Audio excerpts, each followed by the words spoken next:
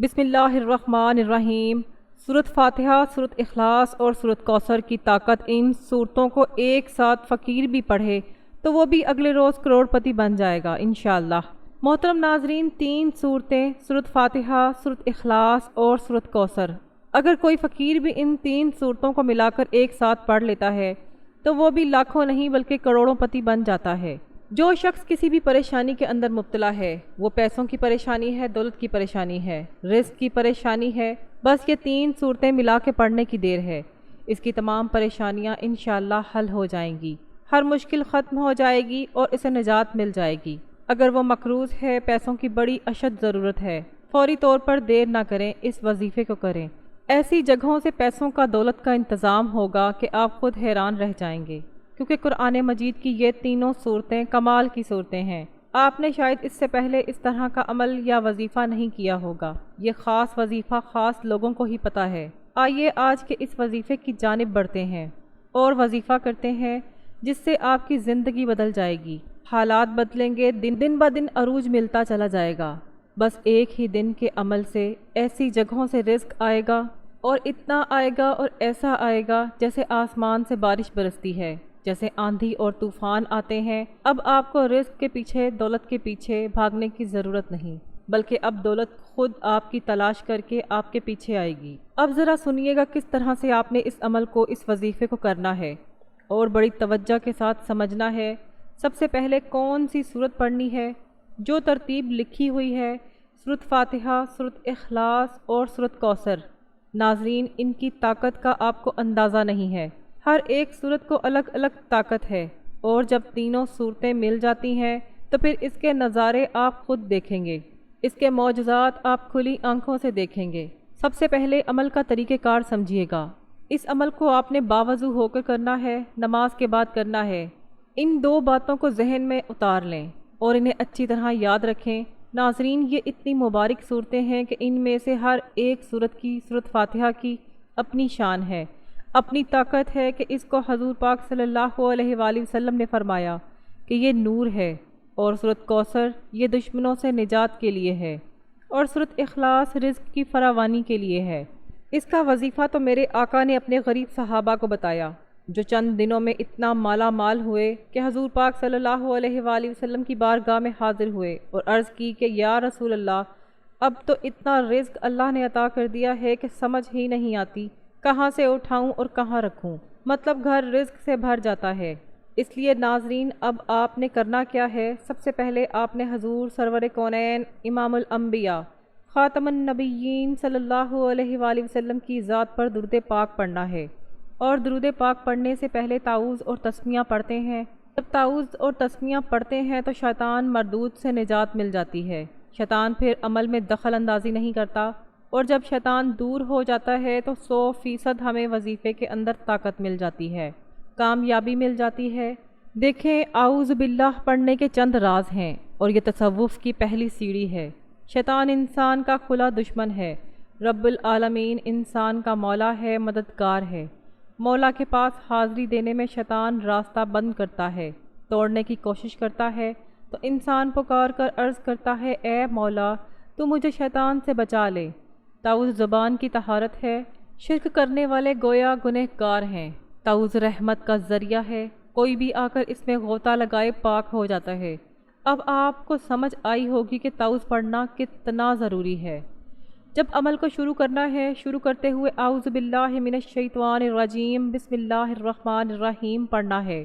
یہ پڑھ کر اس کے بعد آپ نے نیت کرنی ہے، کس چیز کی؟ دولت کی، عزت کی، شہرت کی، مالا مال ہونے کی، غیب سے خزانے حاصل کرنے کی، غیب سے رزق حاصل کرنے کی، اپنے لیے رب کی رحمت حاصل کرنے کی۔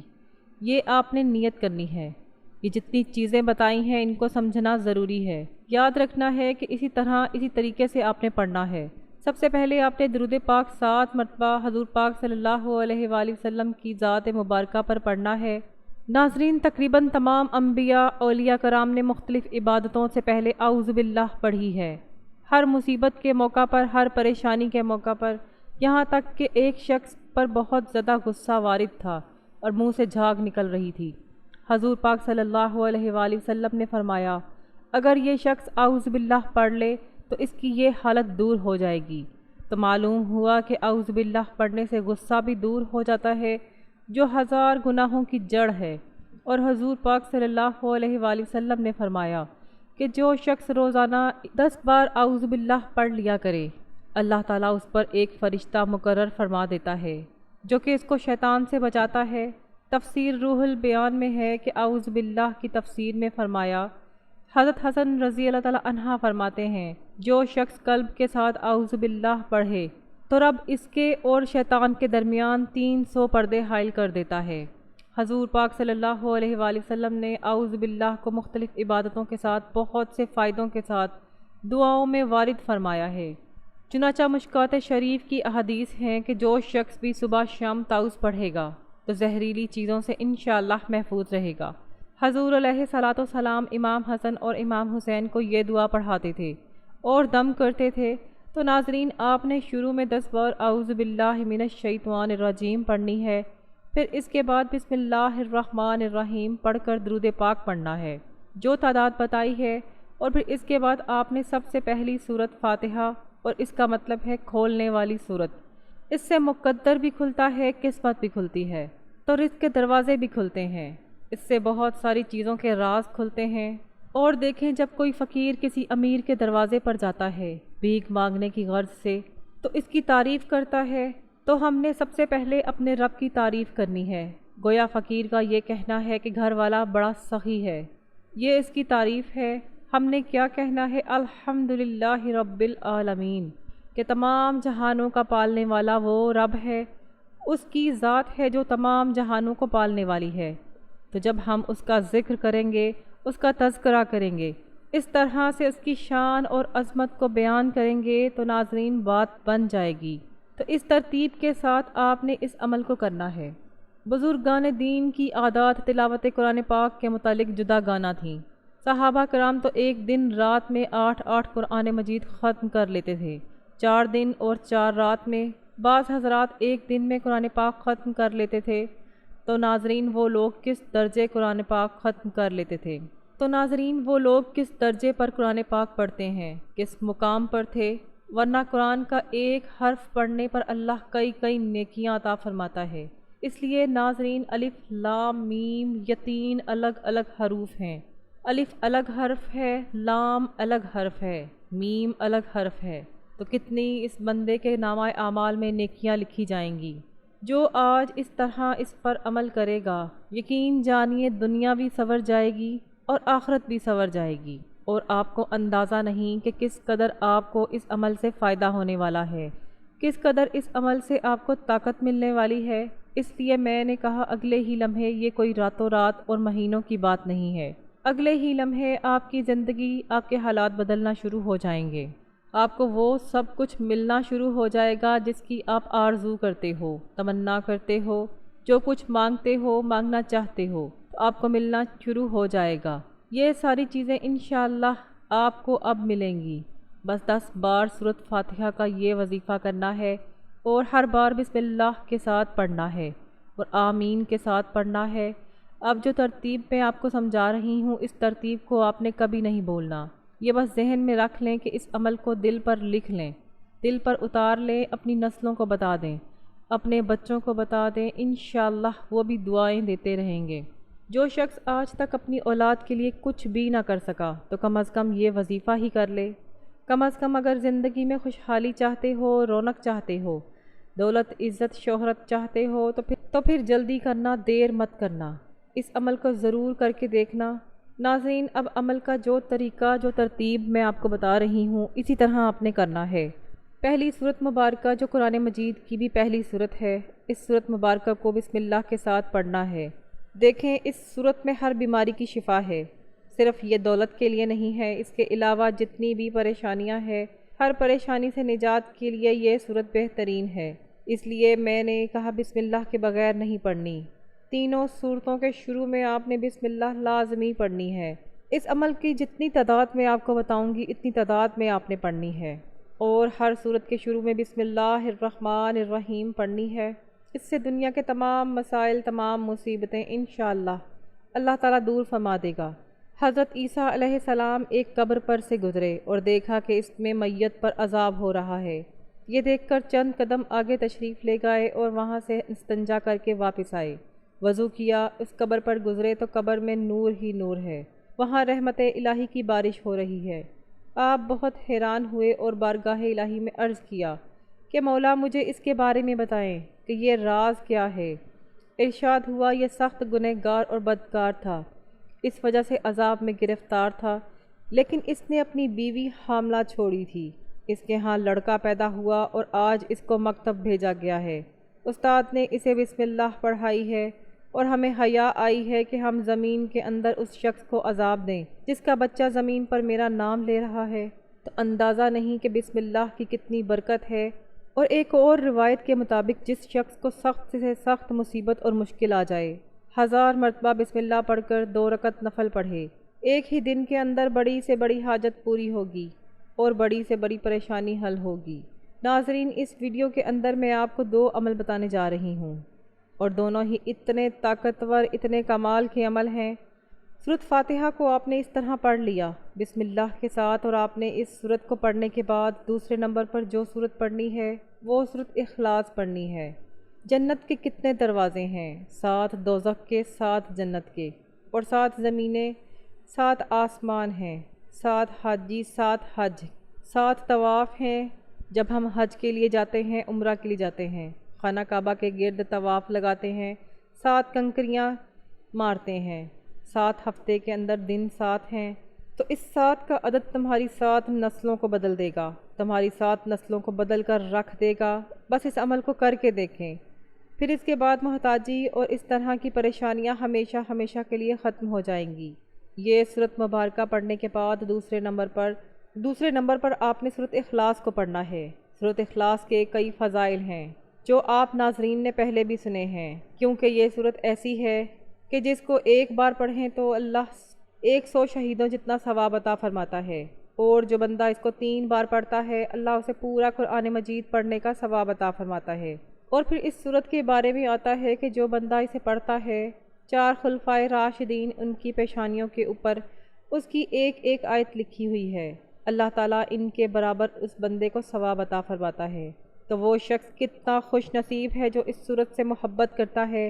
اور ایک حدیث میں بھی یہ آتا ہے کہ جو بندہ اس سورت کو محبت کے ساتھ پڑھتا ہے، شوق کے ساتھ پڑھتا ہے، دل کی گہرائیوں سے پڑھتا ہے، تو اللہ تبارک و تعالیٰ اس کے رزق میں وسعت کے ساتھ ساتھ دنیا اور آخرت میں کامیابی کا ذریعہ بنا دیتا ہے، اور کل قیامت کے دن یہ سورت اس بندے اور بندی کے لیے شفا کا ذریعہ بن جاتی ہے، سفارش کرنے والی بن جاتی ہے۔ اس لیے سورت مبارکہ کو آپ نے 10 بار پڑھنا ہے۔ بسم اللہ الرحمن الرحیم، قل هو اللہ احد اللہ الصمد، لم یلد ولم یولد ولم یکن لہ کفوا احد۔ ناظرین، ایک صحابہ بڑی ہی زیادہ اس سورت کے ساتھ محبت رکھتے تھے، اس کو ہر وقت پڑھتے رہتے تھے، چلتے پھرتے پڑھتے رہتے، اور جب وہ فوت ہوئے تو ان کے جنازے میں اللہ نے لاکھوں فرشتے چلتے پھرتے بڑھتے رہے، اور جب وہ فوت ہوئے تو ان کے جنازے میں اللہ نے لاکھوں فرشتے بھیج دیے۔ جو بندہ ایک سورت مبارکہ کو پڑھتا ہے تو اللہ پاک نوری ملائکہ، نوری فرشتوں کو اس بندے کے جنازے میں شامل کر دیتا ہے۔ تو یہ سورت پھر کتنی مبارک سورت ہوئی۔ پھر بھی اگر کوئی شخص اس عمل سے محروم رہتا ہے تو اس کے سوائے بد نصیبی کے اور کچھ نہیں۔ اس لیے یہ سورت، یہ عمل کرنے والا شخص اللہ کی غیبی مخلوق سے مدد حاصل کر لیتا ہے، اللہ کے خزانوں سے رزق حاصل کر لیتا ہے۔ اور اب آخری سورت جو میں بتانے لگی ہوں، اس کی تعداد اور طریقہ بھی سمجھ لیں۔ اب آپ نے سورت کوثر پڑھنی ہے۔ بسم اللہ الرحمن الرحیم، 3 آیات ہیں اور یہ قرآن مجید کی سب سے چھوٹی سورت ہے، لیکن برکت کے اعتبار سے بہت بڑی سورت ہے، اس لیے کہ اس کی فضیلت بہت زیادہ ہے، اس کی شان بہت زیادہ ہے۔ تو یہ سورت مبارکہ پڑھنے سے دشمنوں سے نجات ملتی ہے۔ یہ سورت اس وقت میرے آقا پر نازل ہوئی جب میرے آقا کو لوگوں نے سخت پریشان کر رکھا تھا، اور حضور علیہ الصلاۃ والسلام انتہائی غم زدہ رہتے تھے، تو اللہ نے حضور کے غم کو، پریشانی کو دور کرنے کے لیے اس سورت کا نزول فرمایا۔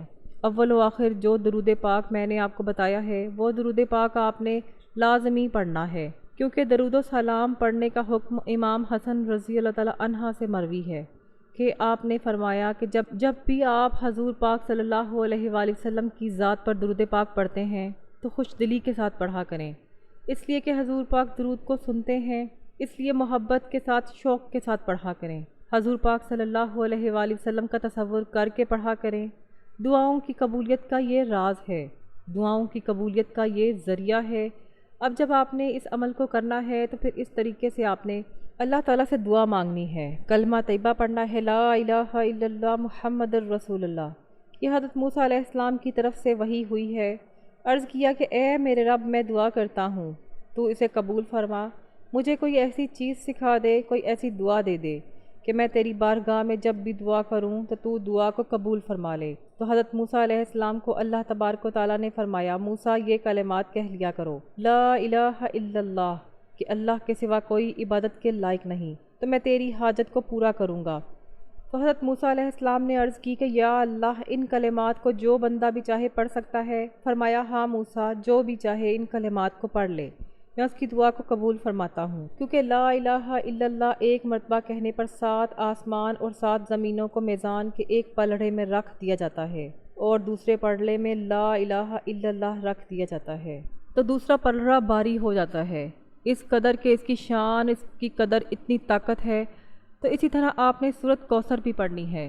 بسم اللہ الرحمن الرحیم کے ساتھ آپ نے سورۃ کوثر کو پڑھنا ہے، کیونکہ بسم اللہ الرحمن الرحیم کے اندر اللہ تعالیٰ کی 3 صفتیں موجود ہیں، اللہ، رحمان اور رحیم۔ تو ناظرین، اس مبارک سورت کو بھی آپ نے 10 مرتبہ پڑھنا ہے۔ اب تینوں صورتیں مل گئیں، درمیان میں وقفہ نہیں ڈالنا، کسی سے بات نہیں کرنی، اس طرح آپ نے صورتوں کو پڑھنا ہے، اور پھر آخر میں درود پاک پڑھنا ہے، اور پھر آپ نے لا الہ الا اللہ پڑھ کر اللہ کی بارگاہ میں دعا کرنی ہے۔ اور ہو سکے تو کوئی بھی چیز حسب توفیق صدقہ ضرور کر دیجیے گا، یقین جانیے مٹی کو ہاتھ لگائیں گے تو وہ سونا بن جائے گی۔ نبی کریم صلی اللہ علیہ وآلہ وسلم نے فرمایا کہ جو شخص میری تعظیم کے پیش نظر مجھ پر درود پاک پڑھے گا، اللہ تعالیٰ درود شریف کے اس کلمے سے ایک ایسا فرشتہ پیدا فرماتا ہے جس کے 2 پر ہیں، ایک مشرق اور دوسرا مغرب میں، اس کے دونوں پاؤں عرش کے نیچے ہیں۔ اللہ تعالیٰ اس فرشتے سے فرماتا ہے کہ تو میرے اس بندے پر رحمت بھیجنے کی دعا کر، جس طرح اس نے میرے نبی کریم صلی اللہ علیہ وآلہ وسلم پر درود پاک پڑھا ہے، تو وہ فرشتہ اس بندے کے لیے قیامت تک کے لیے رحمت کی دعا کرتا ہے۔ اور ناظرین، جس کے لیے اللہ کے فرشتے رحمت کی دعا کرے، اس بندے کی شان اور عظمت کیا ہوگی؟ تو آپ یہ عمل لازمی کیجیے گا۔ اللہ پاک سے دعا ہے کہ وہ آپ کی تمام پریشانیوں کو، تمام دکھ تکالیف کو دور فرمائے۔ ہم سب کو نیکی کی بات سننے، سمجھنے اور اس پر عمل کرنے کی طاقت اور توفیق عطا فرمائے۔ میرا سنانا اور آپ کا سننا اپنی بارگاہ میں قبول و منظور فرمائے، آمین یا رب العالمین۔ ناظرین، آخر میں آپ سے گزارش ہے کہ اللہ تعالیٰ کے 99 ناموں میں سے کوئی بھی ایک نام لکھ کر کامنٹ باکس میں ضرور شیئر کیجیے گا۔ اللہ تعالیٰ ہم سب کا حامی و ناصر ہو، آمین۔ السلام علیکم ورحمۃ اللہ۔